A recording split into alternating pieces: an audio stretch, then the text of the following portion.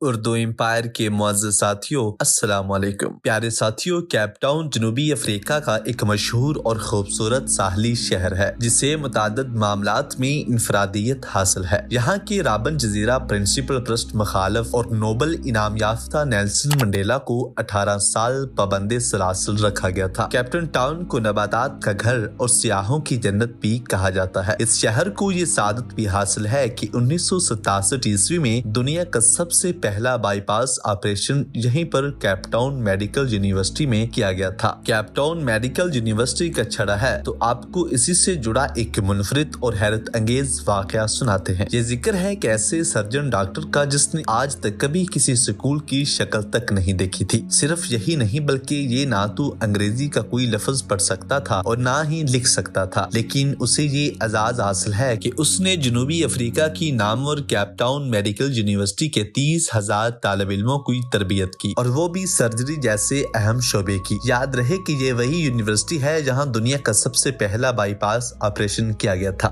Hamilton نامی اس ان پڑھ surgeon کو، جسے کیپ ٹاؤن میڈیکل یونیورسٹی میں بعد ازاں ماسٹر آف میڈیسن کی اعزازی ڈگری سے نوازا گیا تھا، کو یہ اعزاز حاصل رہا ہے کہ یہ دنیا میں سب سے زیادہ سرجن تیار کرنے والا استاد تھا۔ سن 2003 کا یہ دن تھا۔ کیپ ٹاؤن میڈیکل یونیورسٹی کے مرکزی آڈیٹوریم میں معمول سے ہٹ کر چہل پہل تھی۔ یونیورسٹی کا آڈیٹوریم طلبہ، تدریسی عملے اور انتظامیہ سے کچا کچ بھرا ہوا تھا۔ اسی دوران اسٹیج پر نمودار ہو کر دنیا کے معروف اور نامور surgeon doctor professor David Dent نے اعلان کیا کہ یونیورسٹی کے آج ایک ایسے شخص کو میڈیسن کی اعزازی ڈگری دی جا رہی ہے جسے یہ اعزاز حاصل ہے کہ اس نے دنیا میں سب سے زیادہ سرجن تیار کیے ہیں۔ یہ ایک غیر معمولی استاد، ایک حیران کن ماہر سرجن ہے جس نے انسانی دماغ کو حیران کر دیا ہے۔ حاضرین کی حیرت میں اس وقت اور بھی اضافہ ہوا جب پروفیسر ڈیوڈ ڈینٹ نے اسٹیج پر ہیملٹن کا نام پکارا۔ یہ اعلان سنتے ہی پورے آڈیٹوریم نے کھڑے ہو کر ہیملٹن کو خراج تحسین پیش کیا اور کافی دیر تک حال تالیوں سے گونجتا رہا۔ مورخین کہتے ہیں کہ یہ اس یونیورسٹی کی تاریخ کا سب سے بڑا استقبال تھا۔ ایک طرف جہاں دنیا میں یہ واقعہ حیران کن ہے، وہیں دوسری طرف ہیملٹن کی ذات ہم سب کے لیے ایک مثال ہے۔ ہیملٹن کا تعلق بنیادی طور پر کیپ ٹاؤن سے دور دراز ایک چھوٹے سے گاؤں سنٹیانی سے تھا۔ اس کے والدین بھیڑ بکریاں پال کر اپنا گزر بسر کرتے تھے۔ یہ بھی شروع میں اپنے والدین کے ساتھ مل کر بکریاں چرایا کرتا تھا۔ اسی دوران اس کا والد فراش ہوا تو کنبے کا سارا بوجھ اس کے کندھوں پر آن پڑا۔ جب اس کام میں گزر بسر مشکل ہوا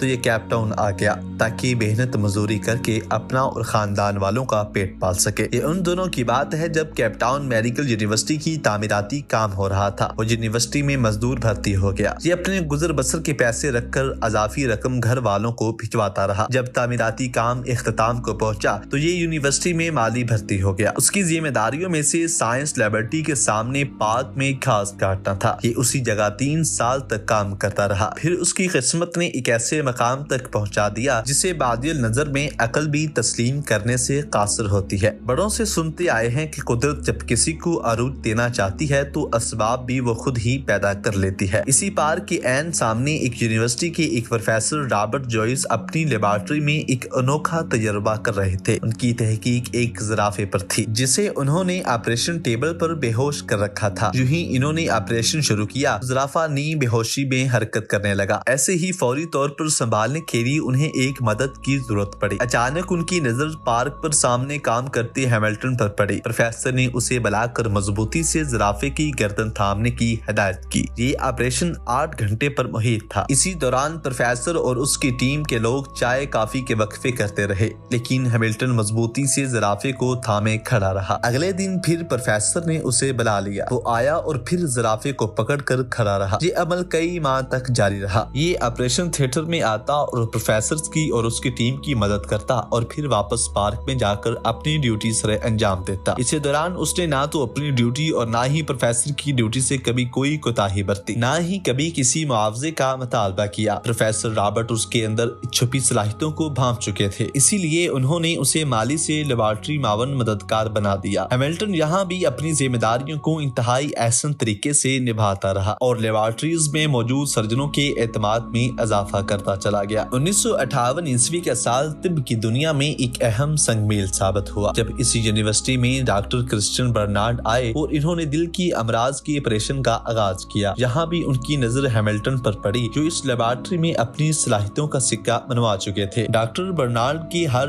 آپریشن میں ہیملٹن ہی ان کی مددگار ثابت ہوتے۔ ڈاکٹر برنارڈ انہیں آپریشن کے بعد کچھ دیر کے لیے مریض کو ٹانکے لگانے کا کام سونپتے۔ اس کے بعد رفتہ رفتہ سب ڈاکٹروں نے انہیں ٹانکے لگانے کا کام سونپ دیا۔ ہیملٹن کے لگائے ہوئے ٹانکے اس قدر صفائی اور مہارت سے لگے ہوتے کہ ڈاکٹر خود ششدر رہ جاتے۔ اب ڈاکٹر برنارڈ نے اپنی ترقی دیکھ کر اپنا آپریشن اسسٹنٹ بنا دیا کیونکہ وہ جان چکے تھے کہ ہیملٹن پر دوران آپریشن ہر طرح کا اعتماد کیا جا سکتا ہے۔ ڈاکٹر برنارڈ نے جلد ہی اسے اپنی آپریشن اسسٹنٹ سے ایڈیشنل سرجن بنا دیا۔ اب ڈاکٹر آپریشن کر کے مریض اس کے حوالے کرتے اور یہ ٹانکے لگاتا۔ اس کے ہاتھوں میں اس قدر مہارت اور صفائی تھی کہ خود ڈاکٹر بھی داد دیے بغیر نہ رہتے۔ یہ دن میں درجنوں مریضوں کو ٹانکے لگاتا۔ یہ رفتہ رفتہ انسانی جسم کو بڑے بڑے سرجنوں سے زیادہ بہتر سمجھنے لگا۔ یونیورسٹی انتظامیہ نے اسے جونیئر ڈاکٹروں کی آپریشن تھیٹر کی تکنیک کے بارے میں تربیت دینے پر مامور کر دیا۔ یہ بہت جلد یونیورسٹی کے ہر دل عزیز شخصیت بن چکا تھا اور سرجری کے شعبے کے ڈاکٹر اس بات کے معترف تھے کہ یہ ایک بہترین سرجن ہے۔ یہ اپنے شعبے سے اس قدر مخلص تھا کہ اس کا دن کا بیشتر حصہ یونیورسٹی کی آپریشن تھیٹر میں گزرتا۔ یہ ہر لمحہ کچھ نہ کچھ کھوجنے میں لگا رہتا۔ ایسے میں جب 1970 عیسوی میں اسی یونیورسٹی میں جگر پر تحقیق کا سلسلہ وسیع ہوا تو اس نے دوران آپریشن ایک ایسی شریان کا پتہ لگا لیا جس کے باعث جگر کی منتقلی آسان ہو گئی۔ اس کی اس نشاندہی نے میڈیکل کے بڑے بڑے دماغوں کو حیرت میں ڈال دیا۔ اس کی کامیابی کا راز کیا تھا؟ ہیملٹن طب کی دنیا کا پہلا وہ واحد ان پڑھ استاد سرجن تھا۔ یہ اس لحاظ سے بھی یکتا تھا کہ اس نے ان پڑھ ہوتے ہوئے بھی 30,000 سے زائد سرجنوں کی تربیت دی اور سرجنوں کا سرجن کہلایا۔ 2005 عیسوی میں فوت ہوا تو اسے یونیورسٹی کے احاطے میں پورے اعزاز کے ساتھ دفن کیا گیا۔ اس کے بعد یہ روایت قائم کی گئی، ہر طالب علم اسے خراج عقیدت پیش کرنے کے لیے ڈگری لینے کے بعد اس کی قبر پر حاضری دیتا ہے۔ آخر ایسا کیوں نہ ہو، 50 سالہ خدمات کے دوران اس نے کبھی ایک چھٹی بھی نہیں کی۔ یہ رات 3 بجے گھر سے نکلتا اور 14 میل کی مسافت پیدل طے کرتا۔ اس کا معمول تھا کہ یہ صبح ٹھیک 6 بجے تھیٹر میں داخل ہو رہا ہوتا تھا۔ 50 سالہ خدمات کے دوران اس نے کبھی تنخواہ بڑھانے کا مطالبہ نہیں کیا۔ اس کی زبان سے کبھی اوقات کار کی طوالت کا شکوہ بھی نہیں سنا گیا۔ پھر ایک وقت ایسا بھی آیا کہ اس کی تنخواہ یونیورسٹی کے وائس چانسلر سے بھی زیادہ تھی۔ جی تو پیارے ساتھیو، آج کی ویڈیو میں محض اتنا ہی۔ ہماری ملاقات ہوتی ہے ایک نئی دلچسپ ویڈیو کے ساتھ۔ تب تک کے لیے اپنا بہت سارا خیال رکھیے گا۔ اللہ نگہبان۔